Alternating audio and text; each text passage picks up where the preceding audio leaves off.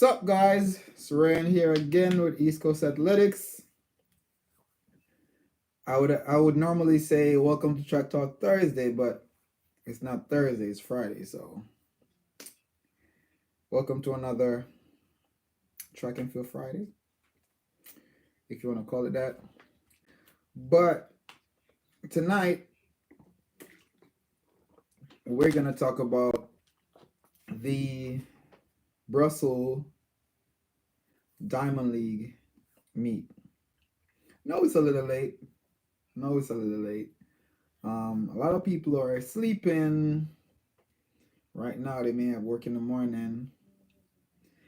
Others may have been expecting me to go live earlier, as I said, but I figure I would go live after the race instead of during the race, because I wanted everybody to have the opportunity to like really watch it, and you know be as excited as I was when I was watching it, without having to be tuning in to my live at that point in time.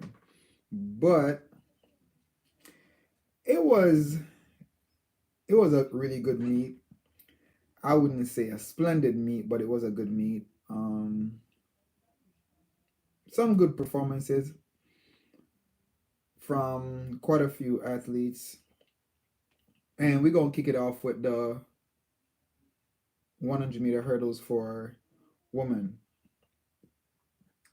So Tapo of Jamaica was able to get third, and really, I'm gonna really highlight the individuals that we really know, and that the ones that we are looking, you know, forward to seeing perform really well, because you know as this channel, I would say, build or grow, it's pretty much centered around Caribbean athletes, or East Coast athletes, in a sense where it's athletes from America, athletes from the Caribbean. We do support other athletes too, but you know our main focus is kind of to shed some light on a lot of the things that are occurring or going on in the Caribbean and on the East Coast here in the United States. So yeah, Topper was one of the athletes that was able to finish in the top three. Can't remember the name of the winner of the heat of that race, but um, Williams of Jamaica was in the race. I think she was the one who won the last Diamond League 100-meter hurdles. Danielle Williams.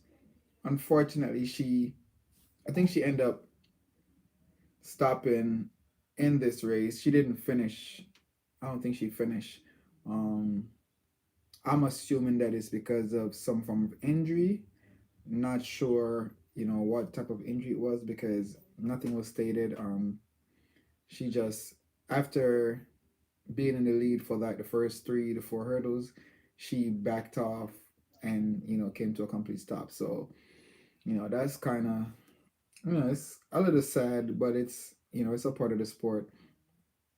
She didn't make the Olympic team. I'm assuming that was because she was also hurt. So I guess she was trying to get back into shape, or get back into race shape for the Diamond League meets. But unfortunately, she wasn't able to finish this race. I mean, it could be something small, doesn't have to be anything major, because I saw Parchment stop in one of the races before, and he came back to compete to win, the meet after that. So it could be something really small. Doesn't have to be anything major. We're hoping it's nothing major, really, because she's a really good hurdler. But the race was pretty good. I think the winning time was 12:58, which is a good time. I was I was expecting Topper to be like second, so I was predicting Daniel to win and Topper finish second, but as I said, Daniel didn't finish the race, so that's that. When it comes to the, I'm gonna be jumping around, but I'm gonna go to the 400 meter next, and this is the men 400 meter. Kirani James, I don't even, I'm not sure if I should say he executed a great race, a poor race. I don't think he executed a poor race. I think he misjudged um Michael's Cherry ability. Michael Cherry won that 400 meter in a pretty good time, 44.0. We also had a Jamaican in that race, and that's Christopher Taylor. Unfortunately, I think he finished like seventh. I think he ran out of lane three or lane two.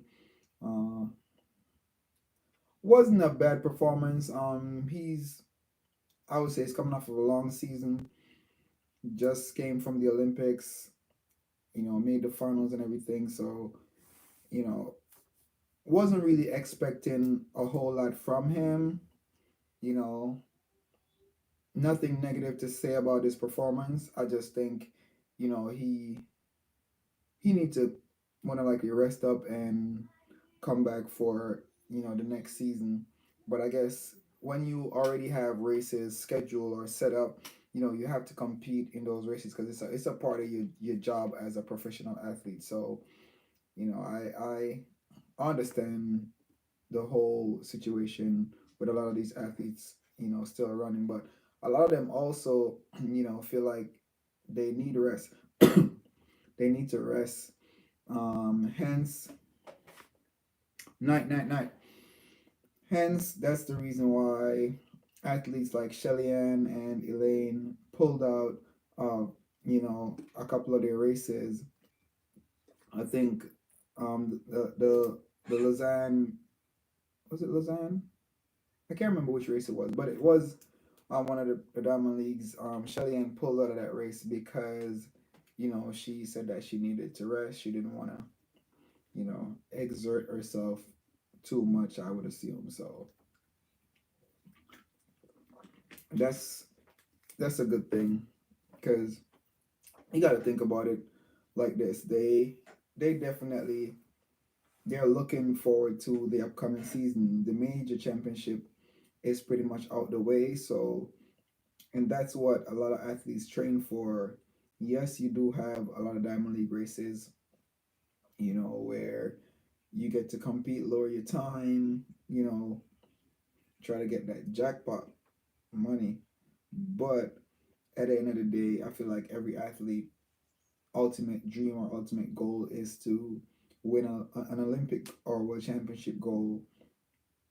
So, with that being said, that championship has already passed. So, a lot of the athletes are thinking about resting to come back next season, you know, hopefully bigger and better.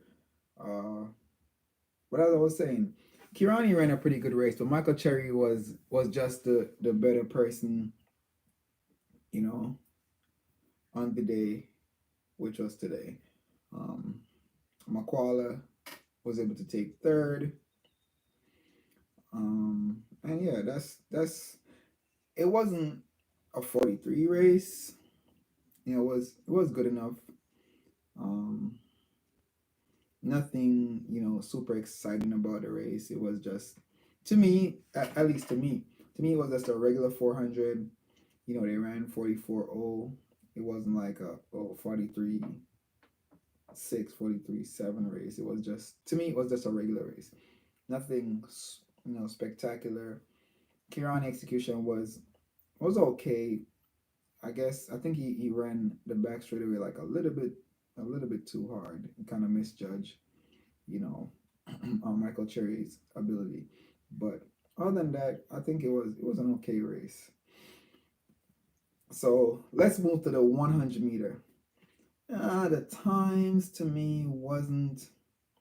They the times were slow, in my opinion. Um, Bramel, I think Bramel got second, And two quarter milers, two other quarter miler was in the top three, and that was Fred Curley, who won the race in I think 994. 994, yeah, and Bromell was second in I think 996, and Michael Norman took third in 998. So uh, it's kind of odd because I notice most of the quarter milers are stepping down to the one and the 200. I don't know why. I don't know if they're trying to pull a Usain or what, but they're stepping down from the quarter. Sharika stepped down to the one and the two. So did Fred Curley. Fred Curley has been doing pretty well. He medal at Olympics, so I'm assuming that he's gonna stick with the one and the two, and he won't go back to the four. But from a poor, to me he had a weak start. His start wasn't really strong, but being a quarter miler, he has great strength, so his top end was pretty good. So he was able to pull through the last half of the race and come out victorious. So that's a plus for him. Michael Norman, I guess for him it's speed that he's working on at this point in time for his 400 for the upcoming season. I don't think he's really thinking about running the one, maybe the two, but I don't think he's really you know thinking about running the 100 as an event that he'll focus on. I think he's just doing the 100 to get speed to run a better four. But Curly has kind of cemented himself or proven himself as a sprinter that has the ability to do great things, because the last Diamond League he was able to run, because I even missed that meet. I didn't get to watch it live. I had to watch the replay. He ran 19, I think 1979, which was which was a pretty good time. I mean, it is a pretty good time. So you know, kudos to him for running a personal best in the 200. So similar to a lot of other athletes, or I'm gonna say the Van Niekerk, who went sub 44, sub 20, and sub 10. You know, he's also in that category. He ran 43 as a quarter miler, 19 in the 200, and 9 in the 100. So, you know, he's among the few athletes who have done that throughout their career. Um, but yeah, Bramel got a really good start, but he wasn't able to hold it, all the way to the line. Not sure what happened, during the Olympics, why he wasn't able to make the final. I'm assuming that was because he was hurt as well. But I'm not sure, because a lot of times athletes, they don't really publish what's going on with them or put it out there. They might be hurt. They don't really want to say because they don't want the media to make a big thing of it. So they don't really say much. They just try to work on everything behind the scenes and try to get better. But yeah, that was the 100 meter. But the real big race of the day was the 200 meter, because we already know who's in the 200 meter. I posted I think I posted a question in the community section of my channel saying who will win the 200 meter, um and I gave two names specifically. I gave Sharika Jackson, and also Shakari Richardson. The results were, and this was before the race, 85% Sharika Jackson, 15% Shakari Richardson. And I think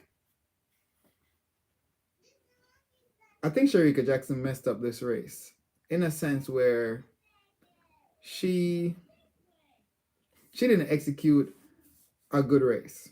I think she not misjudged her ability, but I think she was, to me, based on how she ran, she was running to only beat Shakari. That's how it looks to me.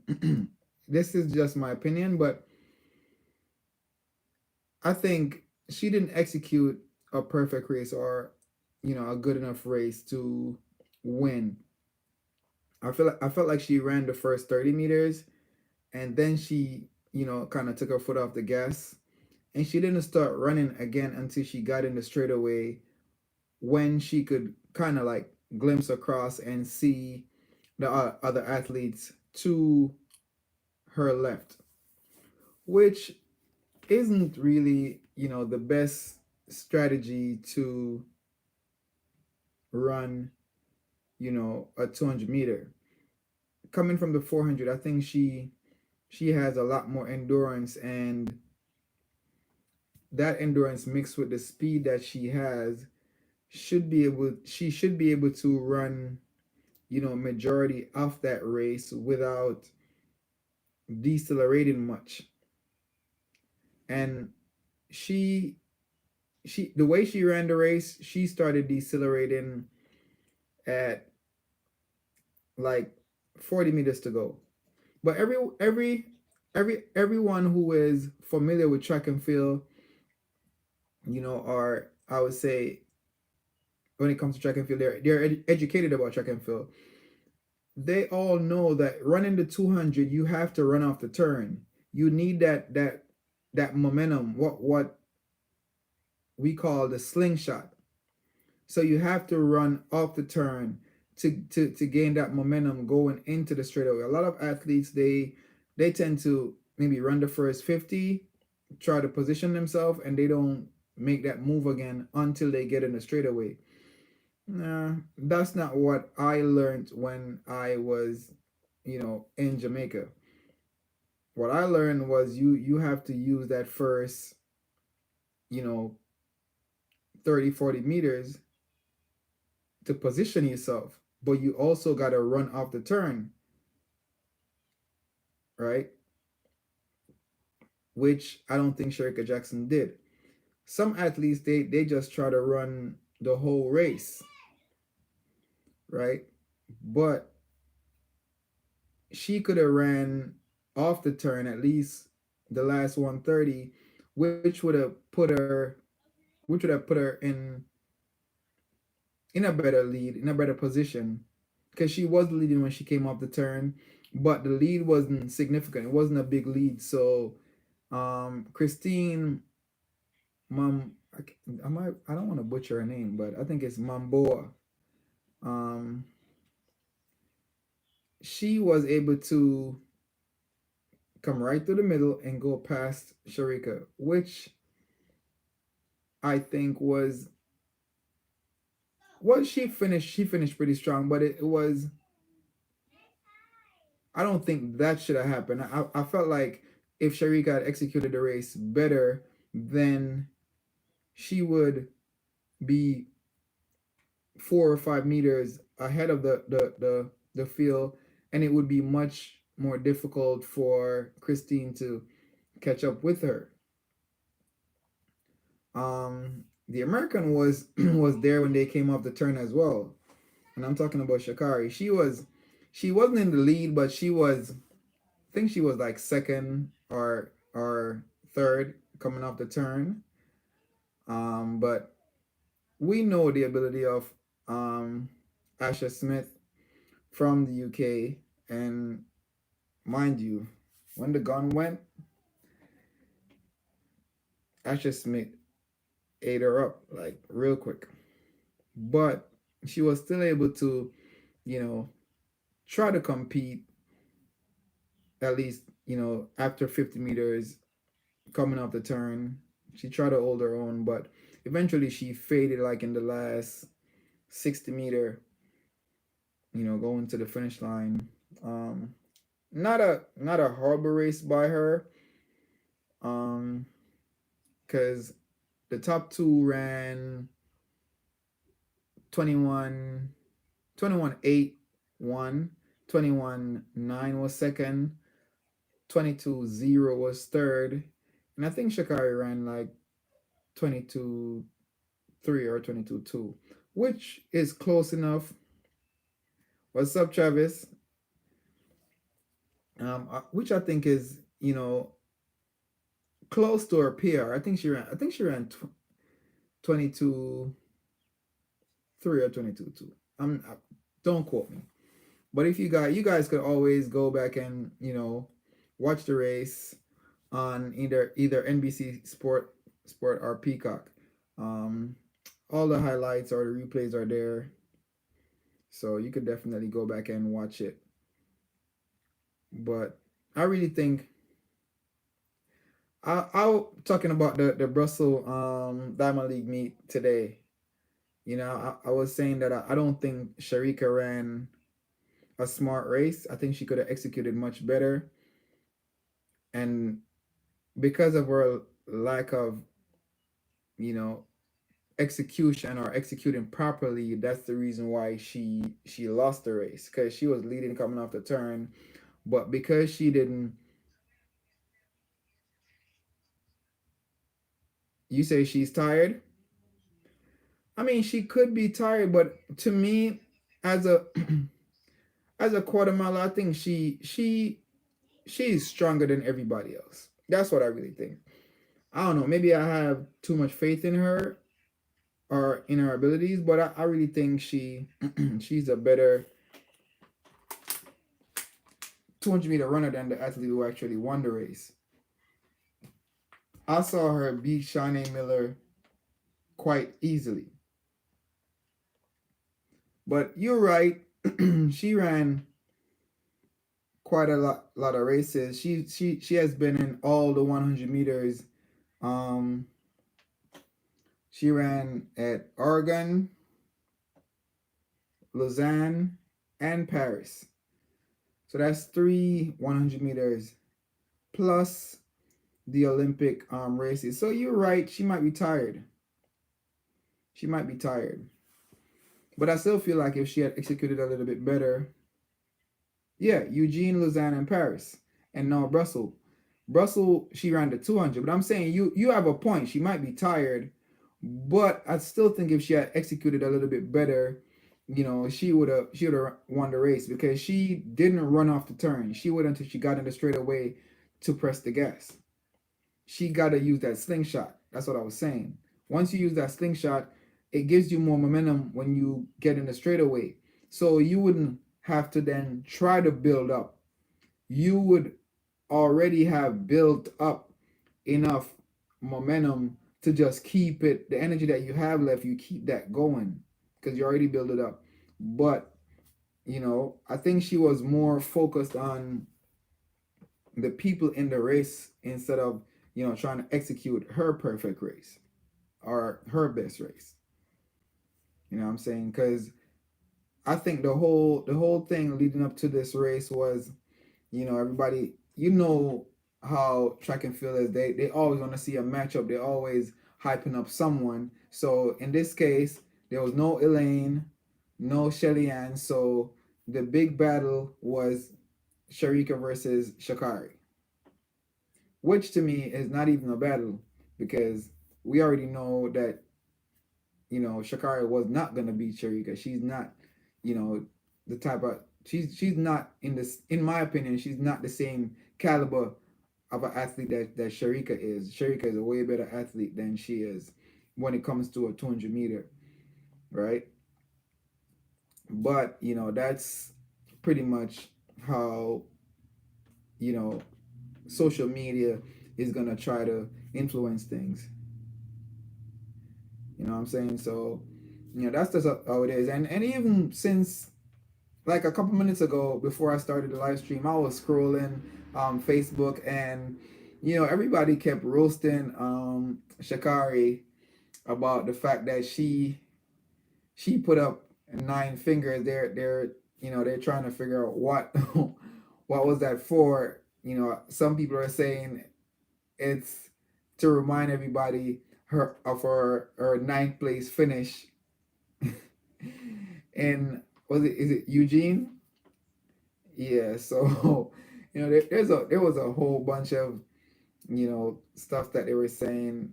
It was, to me, it was just funny. Um, but I think she's still a little bit too cocky, because she was, when they were introducing everyone, everybody was a little, they were composed, focused.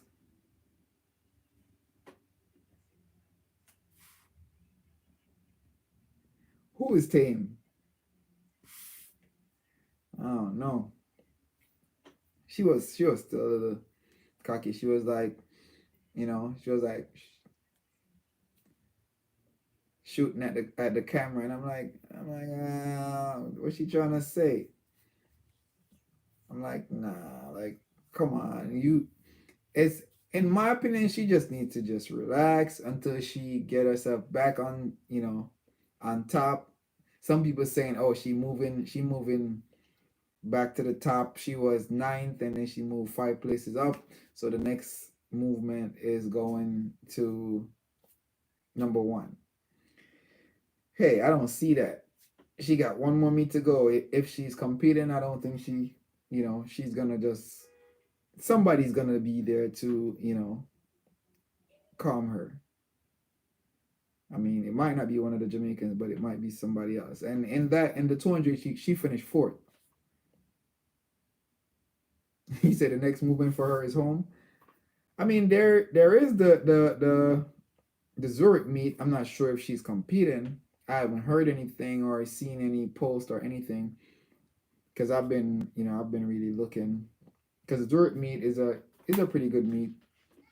Um, there's always good athletes there and a lot of fast times. So anything is possible. And then she don't have she don't have Shelly-Ann or Elaine to worry about at this point, because Elaine pulled out because she's trying to protect her Achilles. So, and I don't blame her. I already won. Who didn't qualify? Oh, you're saying that Shakari didn't qualify?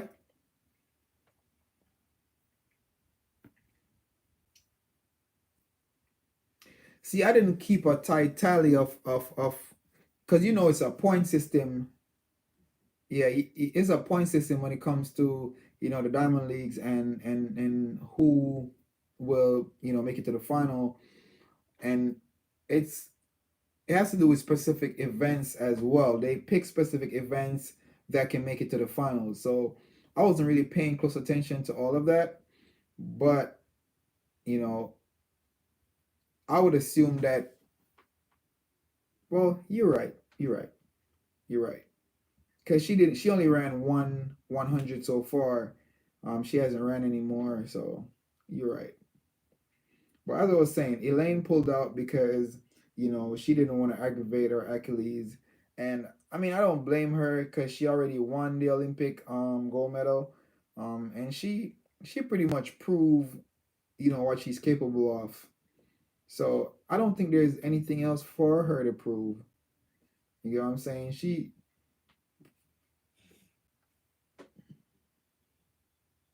Oh, seven.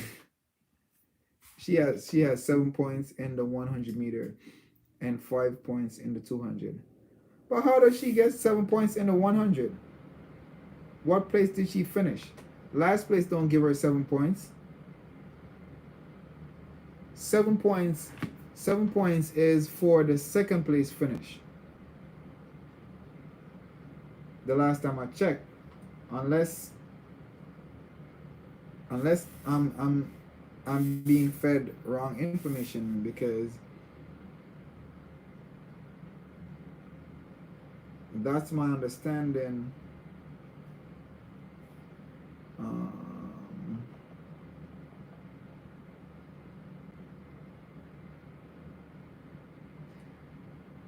oh,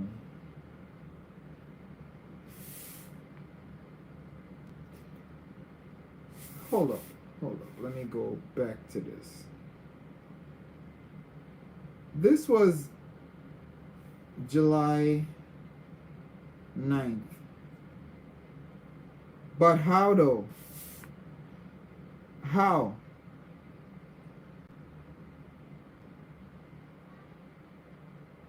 When was Olympics?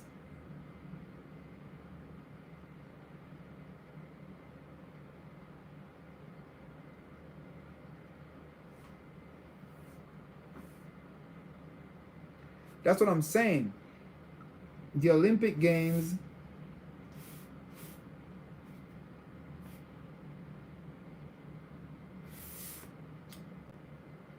But how was she able to compete though? You see what I'm saying? Like it doesn't add up, because I'm looking at the schedule right here, and this is saying that the 13th. That's in London, right? So how was she able to compete? When did her suspension start? That's the thing. Maybe her suspension started right after this meet, and it didn't. So the 21st to the 21st. But if, see, it doesn't even make sense. So if her suspension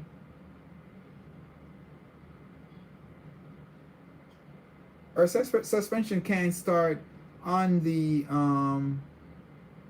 June 29th, because if it start June 29th, it should end on July 29th. So that simply means would she be able to compete at the Olympics? Hmm.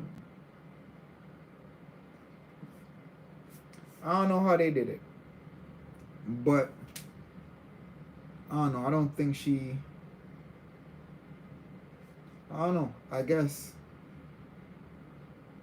because I honestly didn't even pay any attention to that meet. To be honest, I didn't. Honestly, didn't. Didn't pay any attention to that meet. So you say she got 7-1, because you say she finished last in the, no, 7 points in the 100 and 5 points in the 200. Oh, so that's 7 and 5. That's 12 points, and then she finished last in the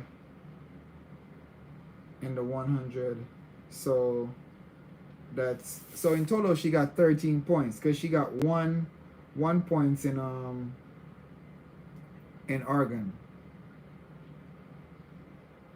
Yeah, 1 plus 7 plus 5. She got 13 points. Well, it is what it is. But yeah, I mean, I think that, I feel like she should just, call it a season and try to come back for next season. That's what I think. Um, and it's a smart thing to do, because if you notice, most of the other athletes are doing that. Elaine did it. Shelly Ann did it, because they were tired, as you mentioned earlier. So she could do the same. But I guess because she didn't get to run at the Olympics, trying to take advantage of the few races that she have after the Olympics, to try to end the season on a better note. But also one other point that I wanted to make was the fact that she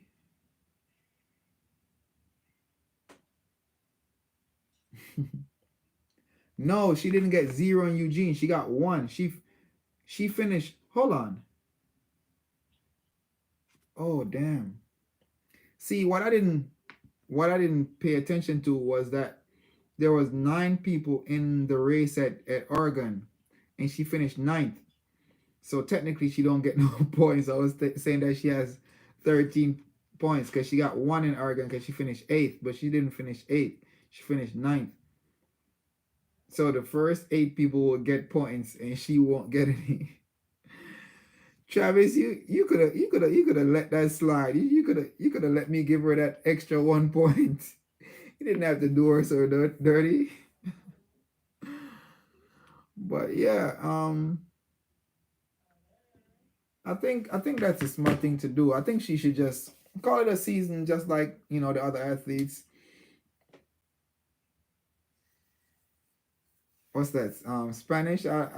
Somebody translate for me. I don't understand that. I don't understand that. Oh, and I did forget to mention that Hyde got third in the hurdles. Can't remember the time, but it wasn't that fast because I think the winning time was 48-2. So that was not a bad performance from him. Um, I haven't seen him run in a minute, but yeah, that was a decent performance. I hope next season he comes back better because he's a pretty good hurdler as well. But yeah, he got third. Santos won. McMaster was second, and he was third. You telling me I'm bugging?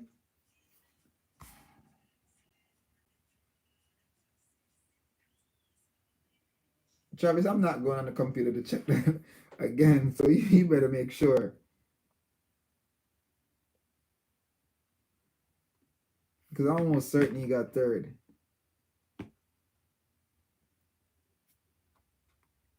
Oh shit, yeah, it was close. It was close. But I thought he got third. It was too close to call, in my opinion. But I guess they gave it to him. But it was close though. Yeah, but that's what I'm saying. It was pretty close. The third place finish was close, so but yeah, it wasn't a bad race for him. I hope he keep going forward and keep improving on his time.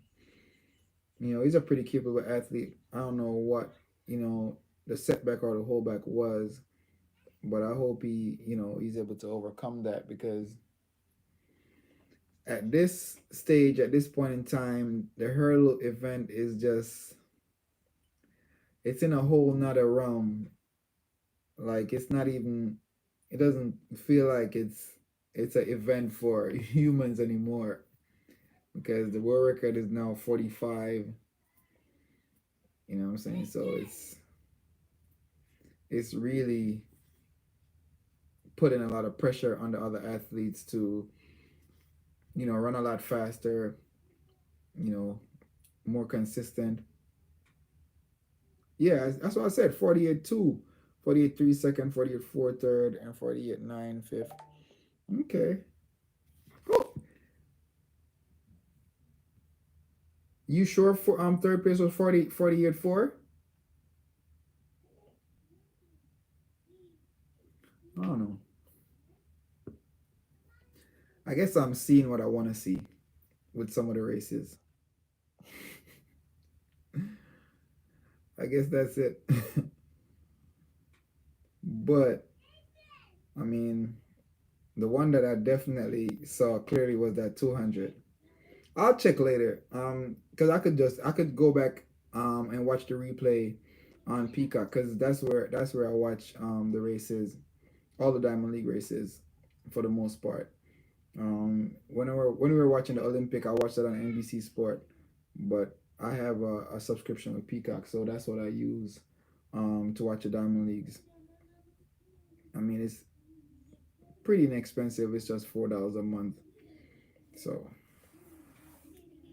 yeah, that's where I watch the races. But it wasn't, to me, compared to the Oregon meet and Lausanne. It wasn't, this meet wasn't like a super exciting meet. It was an okay meet, but it wasn't, like a spectacular meet in any way. It was just, to me, the times were pretty regular.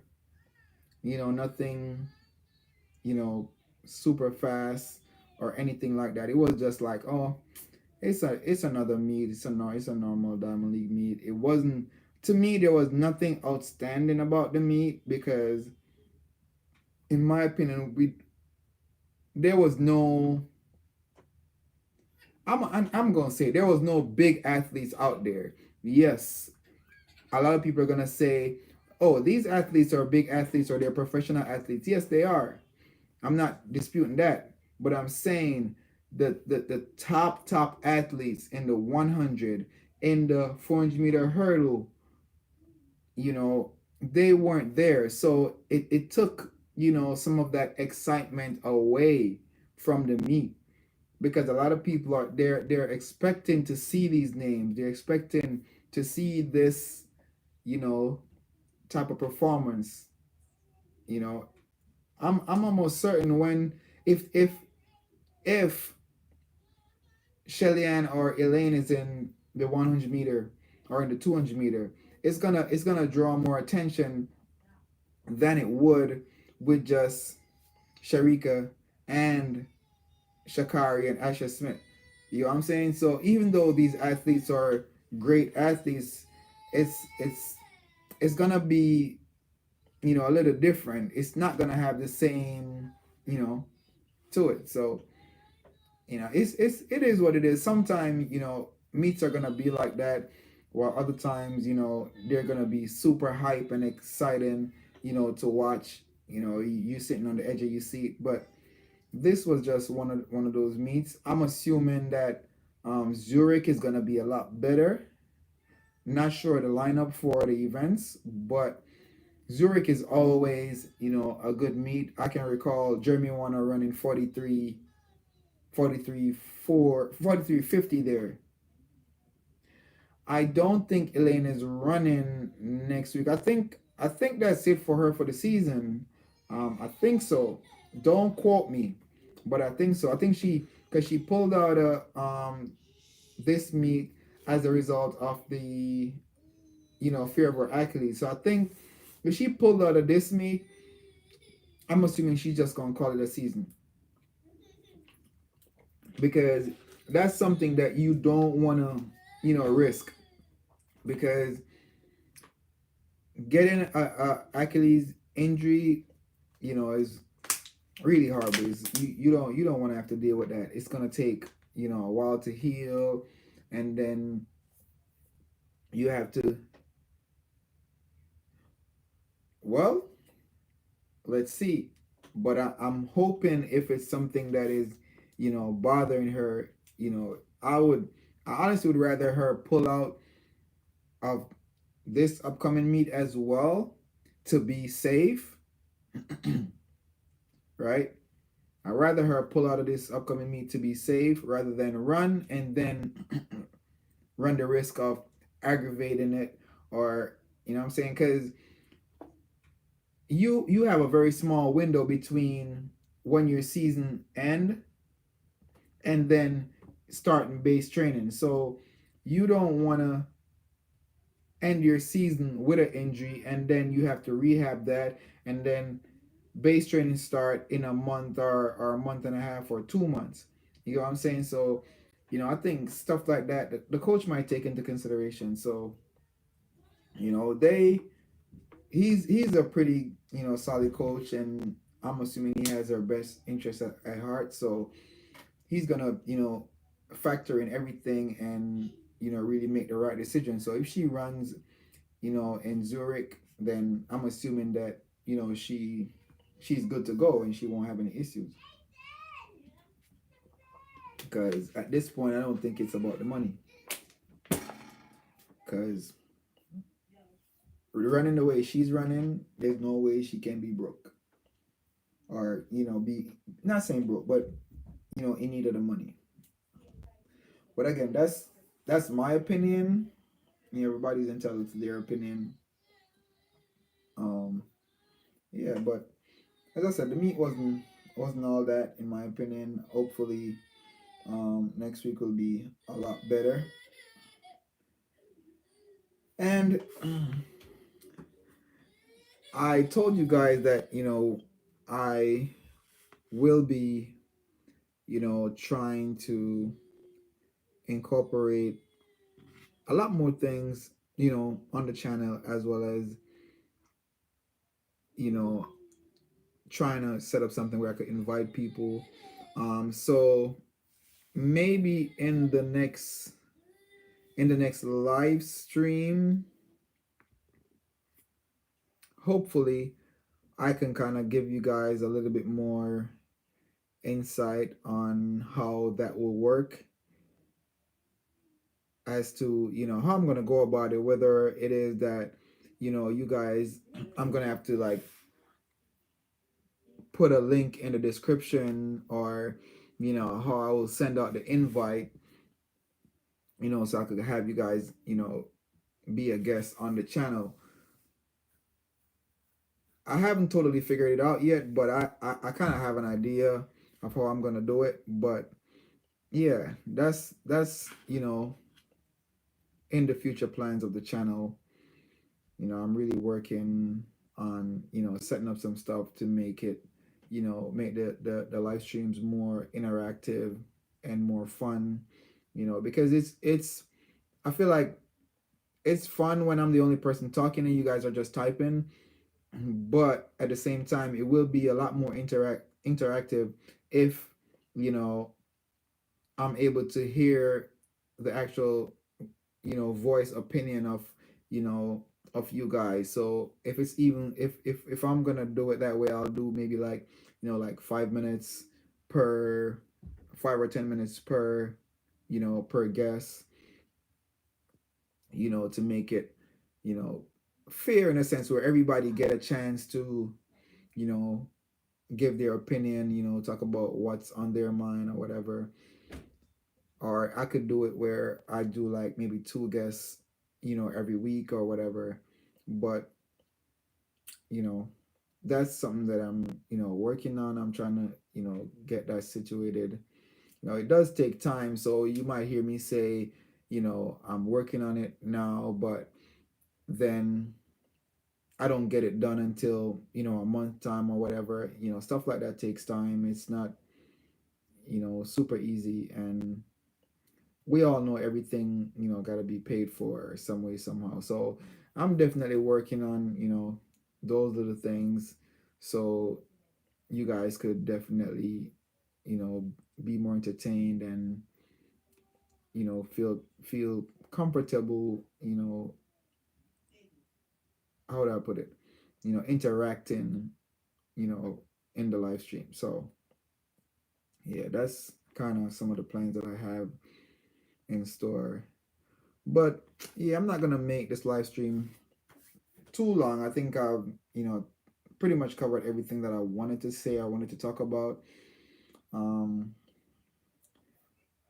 but I'm definitely going to be here at least once a week, and I will be here next week again. And let me see. The 8th is next Wednesday, and I think is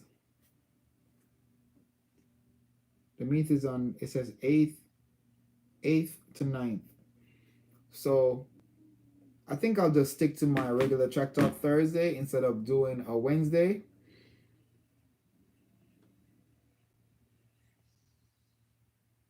Come on, you tripping? It says 8th to 9th. That's what the calendar says. So I'm just gonna stick to Thursday, which is the 9th. Whatever. If there is any races on that Wednesday, we'll just talk about it, discuss all that stuff on Thursday, on Track Talk Thursday. So I'm just gonna keep it Thursday.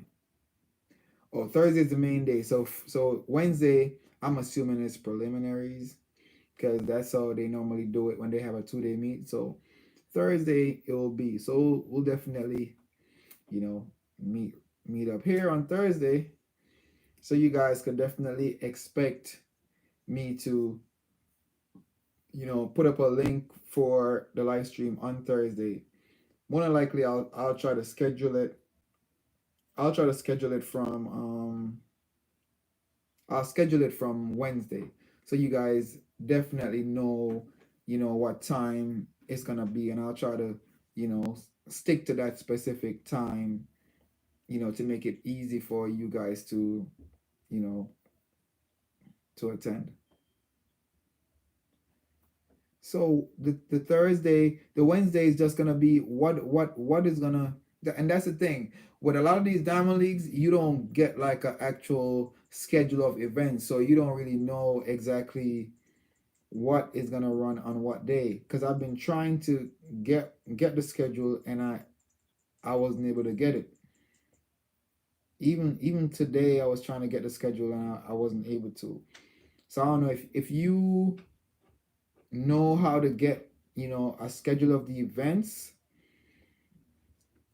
I would really appreciate that. And you guys could definitely um leave, well, how would you get it to me? I mean, you could also, field events is Wednesday, and run and track events is Thursday. But if you're able to, if you're able to like get a schedule, the schedule of events, um you could send it to me via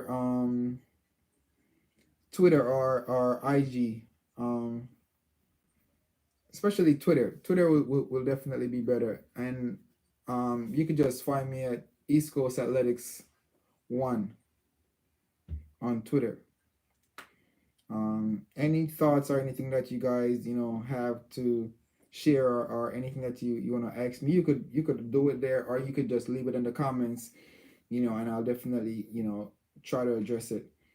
So yeah, I'll see you guys next Thursday. Peace. I'm out.